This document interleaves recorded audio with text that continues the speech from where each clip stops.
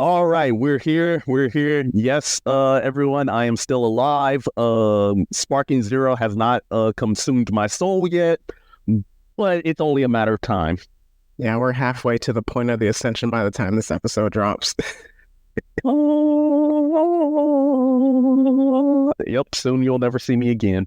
All right, so with that, well, let's jump into it. I'm Demetrius, And I'm Demetrius, and Major Media presents. the Blurred City Podcast. All right, so after last week's debacle with Joker Folie à Deux, we are back into our Halloween bag. So we're doing a classic movie review of horror. We're getting into Cabin in the Woods, one of the greatest meta / parody horror movies of all time. Next week, we're going to be doing a reconstruction of Aliens versus Predators. Both of us actually really like that movie. So there's probably not going to be as egregious of fixes as last time. We did a reconstruction, and then to wrap up the month, we are doing Venom: The Last Dance, a movie that I am praying is good because we've been on a bad run recently. It's crazy that there's only been one good superhero film this year. Yeah, it's been light in the britches, honestly, for a lot of these. So definitely fingers crossed. But in any case, you already know what time it is. The purpose of this podcast is to explore digital and print media. All sources we own are owned by their respective companies, and our thoughts and opinions are strictly our own and reflect no biases or corporate agendas. Your discretion is advised. All right, so as mentioned, we're getting into Cabin in the Woods film. Meech, who directed this? I know you did your research for it. All right, so this movie came out in 2012, but filmed in 2009. It was directed by Drew Goddard, which, if you don't recognize that name, he's the guy behind the Netflix Daredevil series. And it was written by Drew Goddard, but also by and produced by Joss Whedon. Yeah, that Joss Whedon, of Buffy the Vampire Slayer, The Avengers, and also of the controversy we will not be talking about.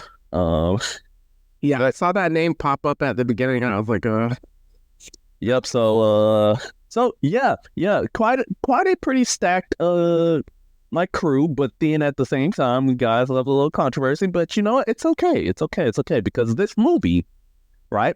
This movie is it. As you tell, it has a pretty studded cast. It has Chris Hemsworth, which again, because it was filmed in 2009, this is before he was casted as Thor, but it was released after the first Thor movie. So yeah, I remember looking that up because I was like, man, I forgot he was in this. Well, I kind of did remember he's in the movie. When did this come out? And then when I saw the year, I was like, wow, that's right around Thor. Did that research, and I was like, oh, this is when he was really starting to establish himself as a A-lister in Hollywood. And then even when we get to some of the other characters, they're kind of well known. There's one character right at the end of the movie. I was like, I completely forgot this character was in the movie. So we'll get into that. Any pre-spoiler chat that we'll get into with this movie? All I need to say is this is probably one of the best movies that you can go into blind, because if you go into it with the preconception or about it, it's only gonna dilute the fun. The real fun is going in blind, thinking it's a dime a dozen horror movie about folks in a cabin in the woods, and then you just see everything get knocked on its head immediately. Absolutely. So with that, we can get into our Cabin in the Woods movie review in 3, 2, 1. All right, so with this, it's a really quick movie. When I saw it, it was only an hour and 30 minutes. I was like, oh, that is beautiful. Beautiful timing for it. So we're just going to kind of jump into it. So it opens in an office. We don't know where this office is. You just see kind of just company men. They're talking about, animal. Well, we at this point, we kind of, since we had to rewatch it, we know what is happening, but essentially it's messes that Sweden kind of messed up in whatever they're supposed to be doing. They messed up. They kind of brush it off. It's up to the American office and the Japanese office to get it done. Hey, Japanese had a perfect record. All I'm saying. So it's up to them. Very casual attitude. It's something clearly that's been going on. You kind of don't think twice about it, in a sense. So with that, we see a crew of 5. I'll read the people. So it's Kurt, who is Chris Hemsworth, Dana, who is the main heroine, Holden, Jesse Williams, which was crazy, Jules, the blonde, Kurt's girlfriend, and then Marty, who is the hipster. All right, let me talk about Jules for a second because she's played by Anna Hutchinson, and you guys may not know who that is, but to those who are really deep into the nerd bag, she's actually one of the Power Rangers.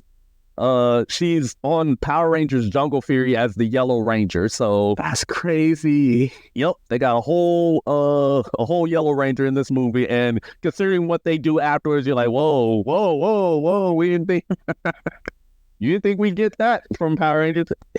That's absolutely insane. So yeah, with that, again, it's very basic. So it's just like, hey, Kurt apparently has a cousin. He's like, yo, let's go to this cabin on vacation. They're all really, well, 4 of them are really smart. They're all like sociology majors in a sense. Kurt is the football quarterback. Jesse he's a nerd. He fills a specific role, so I'll save that for later. But he's also very smart, rocking the glasses randomly rocking glasses from time to time. Mm-hmm. So with that, they go, and then it's flipping back and forth between the underground office, and then as soon as they leave, you see someone on the roof that's like, hey, it's time. They're going. The targets are going. So if you want to talk about it, because I kind of started making a trope tracker as soon as they Yep. The trope tracker is very much in character because they start going through each of the tropes, especially in horror movies. So all right, so as they're going about, you see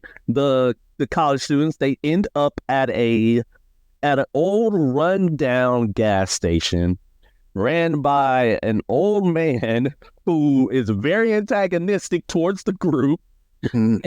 And everybody's getting sus vibes, but and of course my boy Marty, best character in the movie. I'm not gonna lie. I have something to say about Marty, but we'll get to it later. I agree he's the best character. Well, I can just say now. I agree he's the best character. I think he's like the worst acted character though. Nah. Where I feel like it's just overdone to an extent. Nah. He just fine. He just fine. All right, so. Of course, no old man doing like, okay, check off the trope tracker because, having the kids stop at a certain stop with a guy who tells them like, hey, be wary out there in the woods and being kind of a creep. And it peep the Confederate flag too. Let's not talk about that. Let's not talk about that. Let's not talk about it. But yeah, so of course they arrive at the cabin. Of course, they're like, hey, let's get it. It's go time. And of course, in the lab, everybody's like, everybody out here, they just dog chilling. They big chilling. They big chilling. They just cool. They're monitoring. Everybody's like, oh yeah, it looks like they about to do the thing. And of course, they're pressing buttons. They're like, all right, let's fill them with some gas to get them to go to the cellar. And also interesting, like once they like go under that tunnel or whatever, we see birds flying kind of like where they are, and they like hit something like a barrier, invisible barrier, and then die. So that's like a setup for later for one of the greatest moments in cinema history.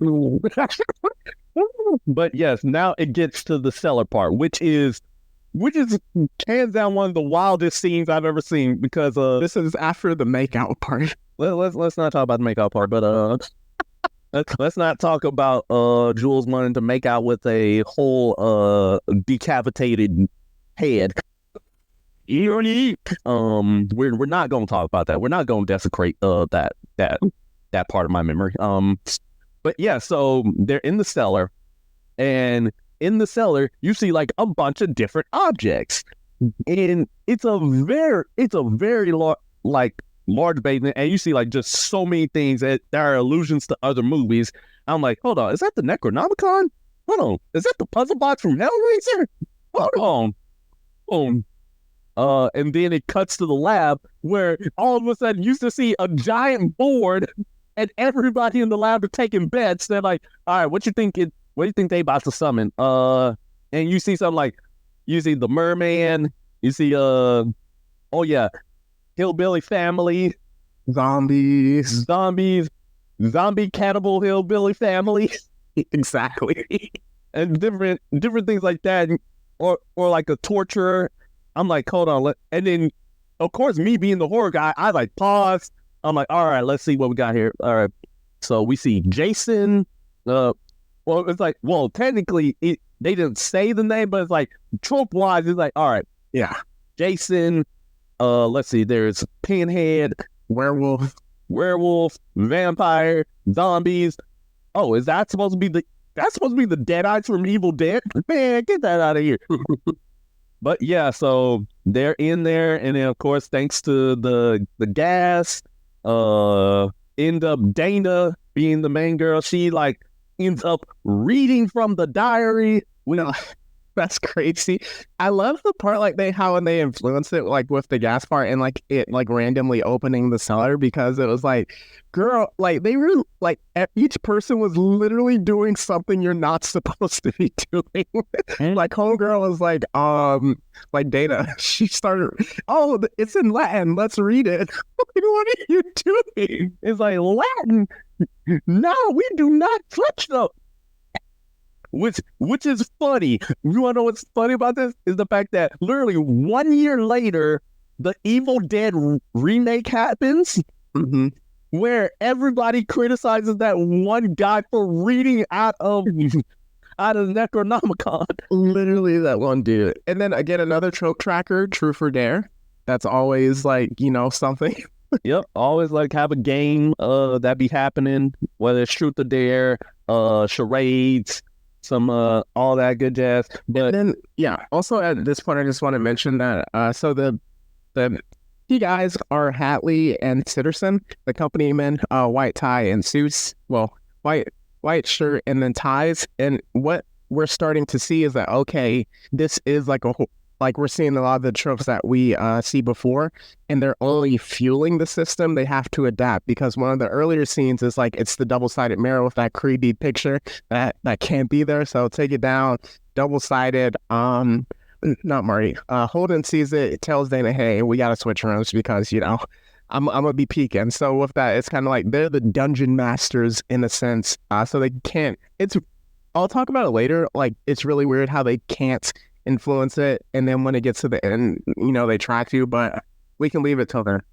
Oh yeah, 100%. Because hey, this is supposed to be a zombie cannibal family horror movie in the woods.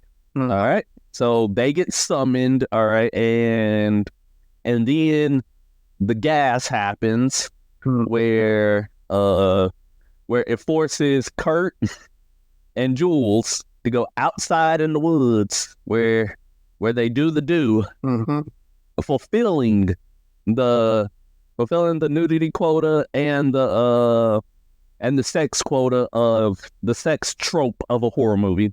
Yep. Now, of course, as that's happening, then they get jumped by the family. Good, and Jules did not want to morph, so yeah, apparently she left her morpher back in Jungle Fury, so she ends up dying, head chopped all the way off, and Kurt ends up running. And he runs, he makes it to the house, to the cabin, right? And right around this time, Marty ends up seeing some type of equipment in his room. He like, hey, yo? Yeah. Hey, yo, what is this? And this is causing, like, the both folks in the lab start tripping, like, whoa, nah, get him out. Get him out of here. His third eye was open. Yep, I'm telling you, he was the best character. Marty the Stoner, best character. But, which says something. So, yeah, he ends up getting dragged off by one of the zombies.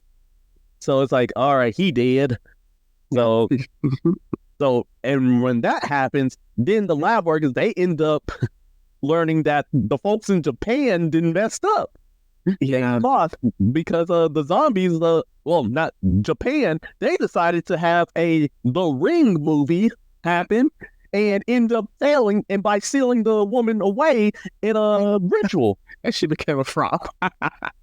Yeah, it became a whole frog. I'm like, hey, yo. They could take out it. You know what? I don't want to get us on the list. Let's keep going. No, do it. Do it. Because in the thing they were saying like, yo, it was like they summoned the rank girl in the class, Japanese girls, and the girls ended up stealing her. So it's just like, again, another trope that we often see in that style of horror, of Japanese horror. Yeah. In J horror. Yep. So now it means America has to carry the whole thing on their back. And at this point, we still don't know like why they need to succeed. It was just know it's like, oh, this is dangerous. So kind of with that, we see Dana, Holden, and then Kurt. They hop in a van and they're driving back to try to get out of the cabin and go back to like society. So they're driving with that into the tunnel, and then you see in the underground the workers are like, hey, the tunnel is supposed to be blown, like this wasn't supposed to, like there's like another trope is like, oh, we need to leave, oh, we can't leave because the way that we came is now like washed out or something crazy happened. And then the people like in the lab tech are like, hey, we never got the signal, something weird is happening, we never received the signal. So it doesn't really matter which one it was, but Hallie or Citizen hotwires it, they blow the tunnel so they can't escape. And then one of the funniest moments I have ever seen in a movie. I remember. I'm gonna talk about the first time I saw this scene. So, man, Chris Hemsworth, he's the cool guy. He's like, yo, I happen to have a motorcycle. There's a ramp to get to the other side. All I gotta do is gun it completely 100%. So he hits it with that motorcycle. He was 100% gonna make the jump. Smash and leave, I can fly. Backs into the invisible barrier and Addison just falls to his death. That was so funny. It was so funny because it was so foul. They did not have to do my man that dirty. They cheated him so bad. No, see, the thing is, like, if he wouldn't have made the jump, it'd have been like, oh, dang, that sucked. He was 100% going to make the jump. Especially with how fast and how hard he hit that wall. He was 1,000% going to make it. Oh, my gosh. So, yeah, if you want to take over. Oh, my goodness. All right. So, because of that, and because of how they think everything's about to go, they decide to say, you know what?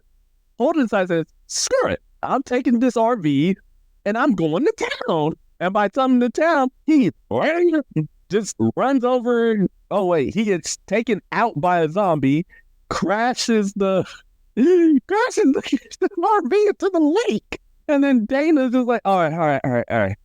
Woo, I'm the only one left alive. And she's like, of course, in complete distress and everything. Everyone in the lab is big chill and they like, oh, yeah. Yeah, we did it. She's the only survivor. She final girl. We making it. We partying. Then a phone call happened. The red phone. Red phone happened. They're like, wait, what? Because they're like, wait, what happened? Nah. Now everybody now shook it. You want to know why they shook it? Because turns out Big Marty, back on the scene. He survived getting stabbed and dragged off and ended up murdering some of the cannibal family by himself. I told you him. Yeah, so with that, like, why they were celebrating, Truman, one of the black guy that was like the security person, he's kind of like not completely excited, like happy like the other people are, because it's like his first day on the job, kind of seeing what happens. But with that, he's like, oh, how come we're celebrating now when after Holden dies? And it's like, okay, so Dana is the last girl. It's optional that she can die last, but she has to suffer, and she completely suffered. You see just like the craziness of it. And then as you mentioned, they got the red phone call. It was like, oh, that's why we never received the signal. The people downstairs to blow the tunnel, because Morty was like kind of like rigging things from below.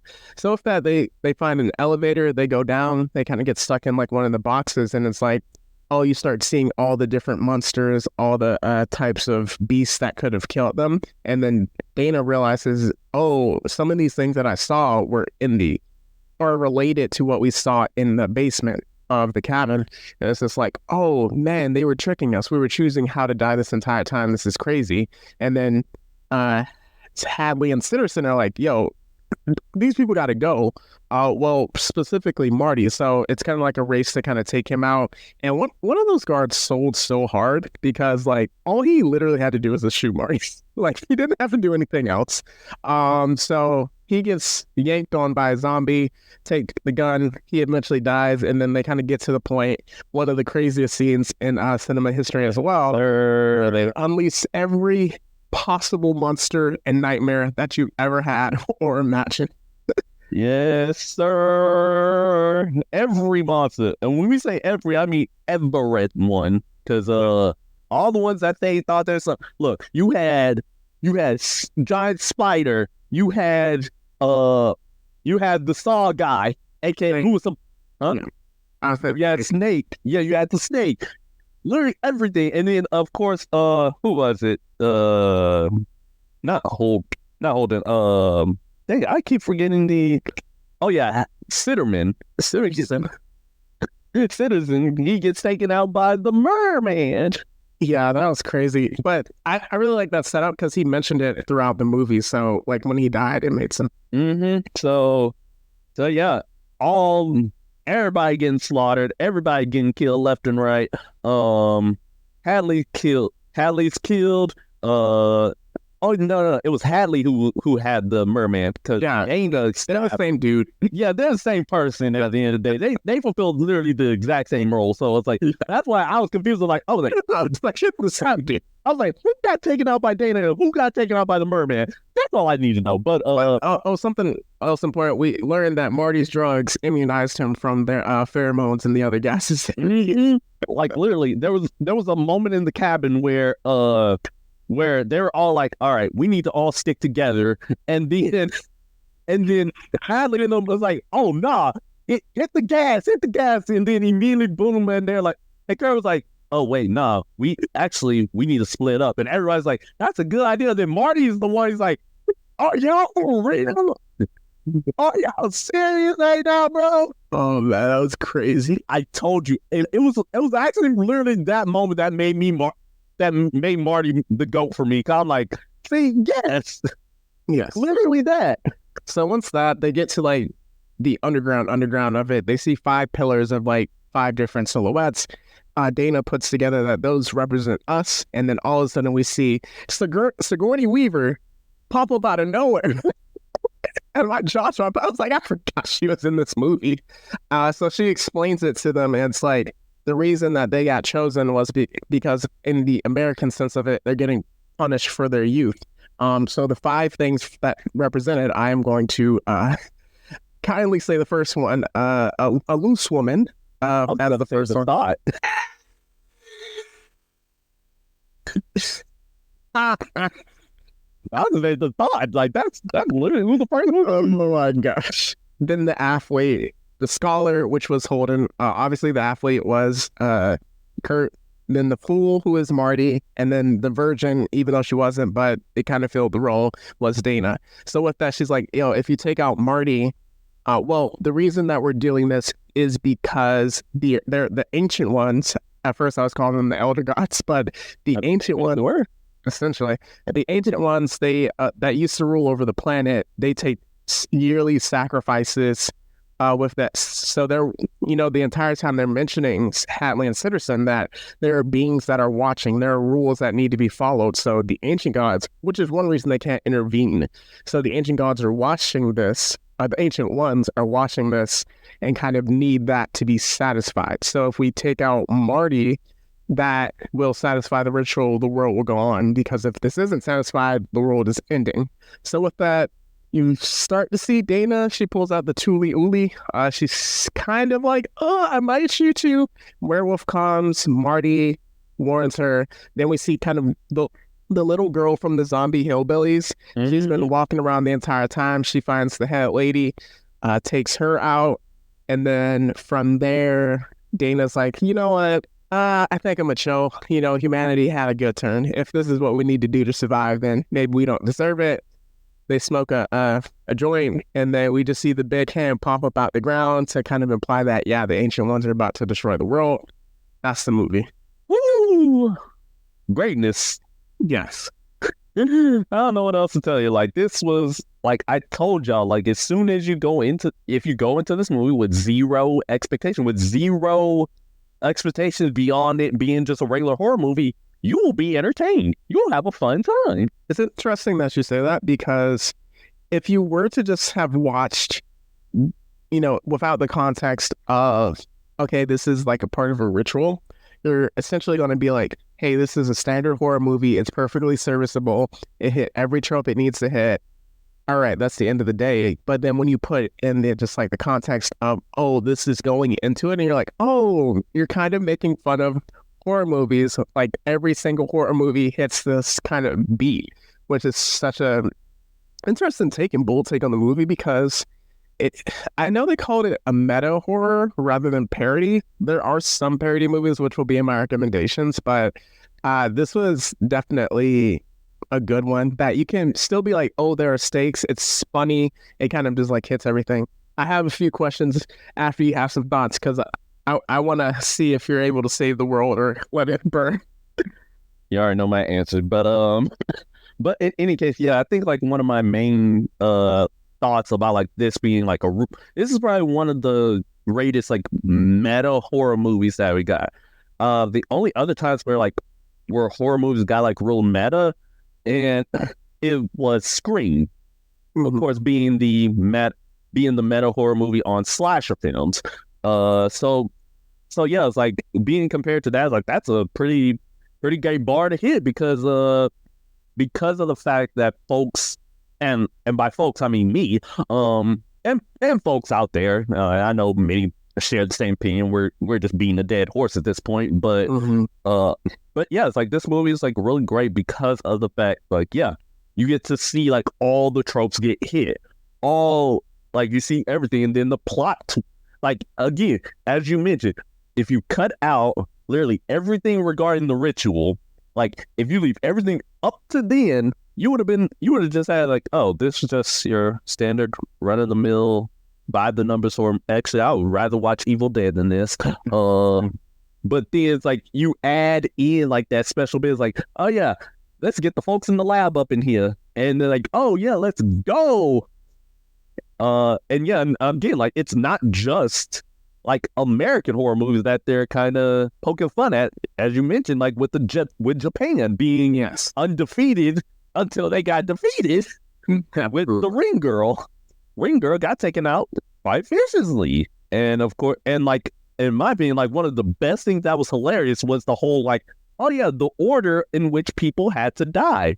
Yeah, as long as the thought had to go first, and the virgin lived or was last, it didn't matter. And if you think about it, and you look into different horror movies, I like, are the main cast? I mean, kind of.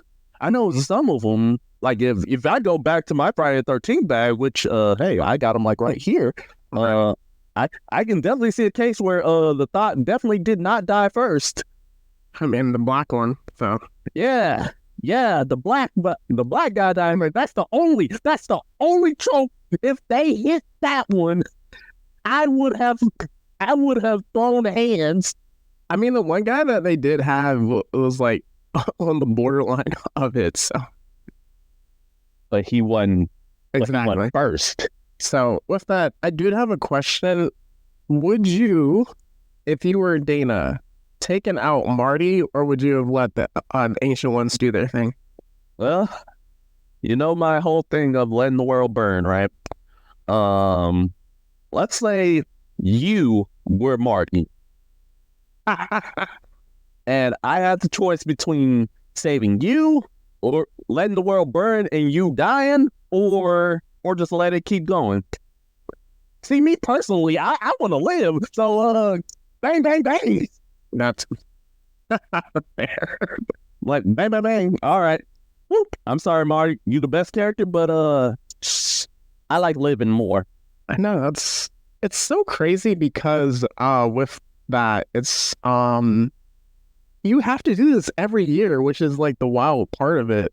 Like every single year you have to make a sacrifice. Every single year you have to like do this ritual. So it kind of like in this sense, like obviously there's going to be like someone's going to fumble the bag at some point. Yeah, and apparently like And if we could take the guess by how Stockholm and Japan are, there had to be like multiple sects in like probably every single nation Absolutely. who had to be doing the ritual. And the fact that every single nation failed lets you know how trash they are, That's crazy. Yeah. which makes me wonder, like, what are y'all doing? So if you were like Hatley or Citizen, what would be like your go-to? Because they said like you can influence it, but at the same time, once they got to the end, they were like, "Yo, just shoot Marty and we should be good." So I feel like the rules are only the rules as long as they are. Hey, rules are meant to be broken, so we going in there myself, my boy. No, Like, hey, I'll be like, hey, listen, I'm sorry. This ain't no. Listen, I'll let them like get everything like done up until like after the sex quota. Then I go nuts. It's like, listen, I just got word from that elder god. He about to rise up. So I'm sorry, but you need to go. You need to go. You need to go. Bang, bang, bang. Hey, final girl. I know I murdered all your friends. But hey, if you come with me real quick, come with me real quick. Oh yeah, don't think you can shoot me because all of that's just filled with blanks now. But yeah. All right, and then I just show her everything. Like, yeah, so we just fulfilled this whole ritual. And you didn't. Yeah, you live. So what you want to do? You want to live? You want to be recruited part of this team, or do you want me to do you want me to take you out right here, right now? yes. You know what's crazy? With that you mentioned the recruiting part, an ending that I was thinking about, since this is the second time I've seen it, I was like, what if she took out Marty and then she became like Hatley Citizen or the director person? Mm-hmm. So that would have been another interesting take. But I did like how it went about. So unless there's anything else, we can jump into awards and tiers of the movie. Absolutely.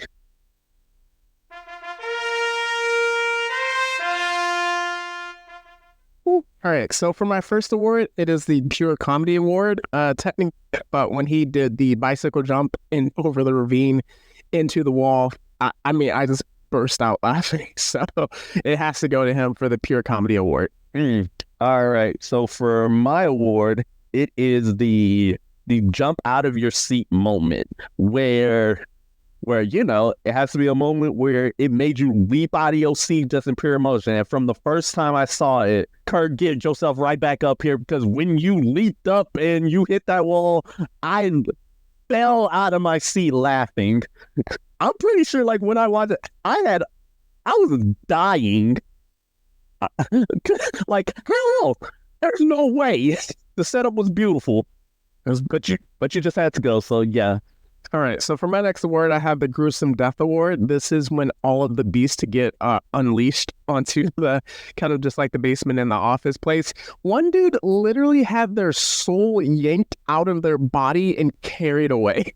Like, that was insane. We had unicorns. We had just like blood everywhere. We had the purge people, essentially. We had experimentations. So that was just like, people died so horribly in that way. So definitely has to go to that scene. Yep. And then for my next award, it's we jumping now. It has to go none other to the Buckner family, because all y'all knew how to do was jump. From frame one, as soon as y'all got revived, y'all jumping. You jumped the Yellow Ranger. How can you jump a Power Ranger? The whole thing about Power Rangers is that they jump you, not the other way around. The original Jujutsu Kaisen. Yes. Live action Jujutsu Kaisen. And y'all somehow Uno reversed that. Nah. Get that. My last award is the spotlight is yours. Marty, come on up, my God, because you definitely deserve that. You stole the whole movie. You became MVP. You the GOAT. Yes. So with that, now we will get into tiers of the movie.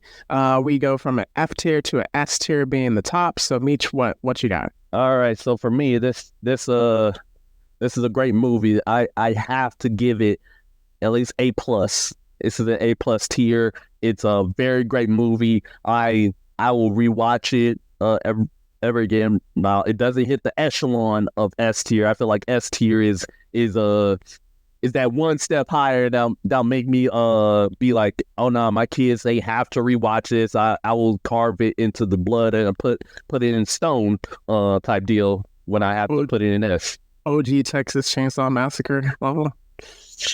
Nah. I mean, they gonna have to rewatch it. It gonna have to because of the horror bag, but even then, I'll give that one like a B tier, but not gonna. It's ranked number 1 all time, though, by some listings. I don't know about that. I don't know either. That's why we the ones doing this list. All right. Yeah. Because people too wishy-washy about this. Now, Friday the 13th, on the other hand, now y'all have to watch this. I'm putting the hockey mask on each and every one of you. One of you little chip. Wait, one of them has to get the bag though. Oh yeah, you're right. No. They start with the sack, and then when they graduate to the hockey mask. That's fair. All right, so what you giving it? For my tier, I'm in the same boat. I gotta give it an A. I don't know, I don't know if there's a way this movie could have possibly been an S. I think it was perfect for what it set out to do, and it 100% accomplished that. So with that, I mean, it was so funny because it hit on every trope. It's especially for a first time watching it, and you're just like, oh, what is this? Am I supposed to be scared? Oh, it's funny, and then it's like, oh, okay, I see what the message that you're trying to send here. So I would definitely have to give it an A tier movie. Mm-hmm. All right, so with that, we are going to get into our what's hot. So this is what's popular in anime, movies, TV shows, gaming, comics. So Mitch, I know the one big thing on your mind, so let's get to it. All right, we got to talk about Big Tori. I have to give my love to Big Toriyama because Dragon Ball Daima dropped yesterday at the time of this recording. It dropped on Crunchyroll, and then it will drop also on Netflix, literally that following week. So I have to say, hey, this is his last work, and it's already starting off with the lore. The lore is on point right now. That's all I'm gonna say about it. And they made it manga color accurate. So folks is having slightly different colors. That's because it's manga based. So if you're wondering why in the world Piccolo got a red sash instead of blue, that's why. But in any case, this is Big Toriyama. This is his last work. As I said, we gotta be there. We gotta appreciate the man. We gotta be there in full support. Dragon Ball is here, okay? And I'll be watching every single episode. I have to. There's no choice. All right, now that we out of that little saddening bag, Bleach Out in Your Blood War, new episode dropped at the time of this recording. I will be watching it immediately after we hop off here. We also have My Hero Academia. Last episode drops for the season. Blue Lock is dropping a new episode. One Piece is still dropping heat. Don, that first episode was boy. Oh boy. That it's one of them ones. That's all I'm gonna say about it because I ain't trying to spoil nothing. So, and then after that, we're gonna go into our TV bag again. Agatha All Along. The twist and happened that I already knew. It's been like that since the very beginning because I already knew who this character was gonna be. I had two ideas on who it would be, and it ended up being one of them. So I'm happy there. The pin didn't drop for you? Nope, the pin did not drop. I'm just waiting for Mephisto to show up. That's all I care about. Or really, I'm just waiting for Venom Last Dance because everything leads back to null. So keeping on moving. The Penguin staying goated. Good heavens. This next episode, I know it's gonna be heat, but am I ready for said heat? I know it's a flashback, but it's gonna be crazy. Am I ready for this heat? No, I am not. But I'm gonna have to be ready. And also in the realm of video gaming, all right, let's do this one more time for Big Tori, for Big Toriyama's Dragon Ball Sparking Zero didn't drop, and now it's dropped for all you regular folks. I've been locked in on this game, and I've been locked in ever since it came out on Monday for me. But yes, I am slowly but surely becoming a god at this game. All right, so all you regular folks, y'all are 3 days behind, so y'all need to lock in extra quickly because I'm coming for your souls. Let's just say Broly ain't the only legend around here. It's gonna be me. All right. So, and I'm gonna be bringing divine justice like my boy Goku Black. But yeah, so and then of course Silent Hill 2, the remake then dropped. I haven't played it yet because obviously I'm on my Sparking Zero grind, but I am gonna be copping the game and I will be playing it at some point. I don't know when, but I will. So yeah, just be wary of that.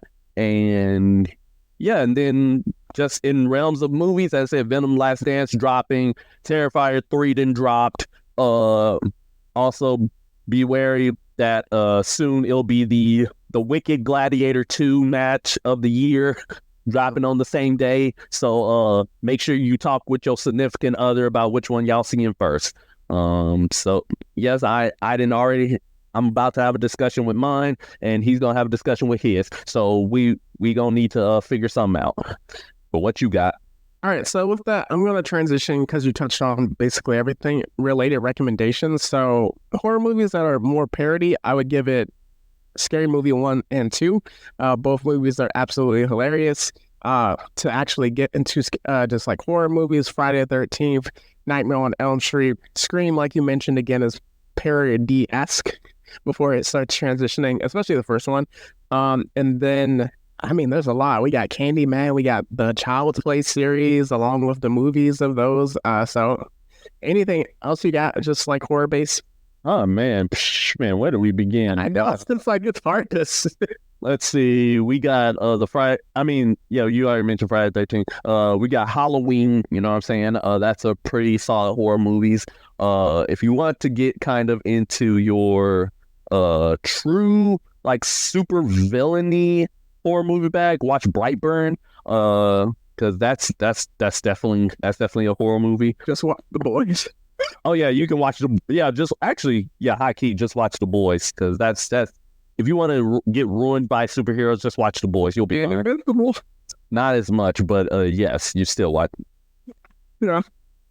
I mean, if you want to just see your favorite main character get beat up like 99% of the time, and his name is totally not what the show is about, but watch that. And then also again, Nightmare on Elm Street franchise, you can find that.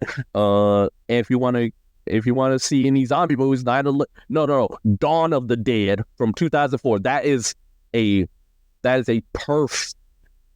perfect kind of like parody-esque horror movie, or like parody. I mean, well, not parody. It's like been a long time since I've seen it, but yeah. Oh yeah, yeah. It's a meta movie on zombies. So, and also Return of the Living Dead. Yeah, watch those two. Those two has been phenomenal. So yeah, that's all I got. All right, so with that, we can get into our plugs, get up out of here. Just some housekeeping. We will be doing, as mentioned, a reconstruction of Aliens versus Predators. So that's just going to be us kind of like reworking the movie, things that like could have been done better, switching up, and then building out a new plot for it. So check that out next week. Again, let's hit these plugs and go home. All right, so our Instagram, our X formerly known as Twitter, and our Threads account, BlurCity22, like, comment, subscribe. Be up to date with notifications and our release schedules. We have our Instagram. We also have a Discord page linked in our Instagram page to join a fine community of degenerate with memes and the like. We also have our YouTube and Patreon, the Blur City Pod. If you want to donate some extra chatter to us, that gives you access to very exclusive episodes not before seen on this podcast. You also have our email address, blurcity22@gmail.com, where you can submit episode suggestions, your comments on the episode. You also have any thoughts on like geek out, freak outs, random fan theories, anything of that nature. You also have questions for our Q&A episodes if you want to send them to us there. And if you want to send some criticisms, then hey, it'll be sent to the spam folder, never to see the light of day ever again. Then finally, we also have our merch, blurredcityapparel.com. Be sure to cop yourself some merch. Just know that it only lasts till the end of October. So if you want to cop some merch, go ahead and get it in now. And then finally, I am the Jedi born on Mustafar on Instagram and TikTok. However long we got TikTok left. What you got? All right, for my individual author pages, we have my Instagram, that is Mitri_Dash, that is METRI_DASH.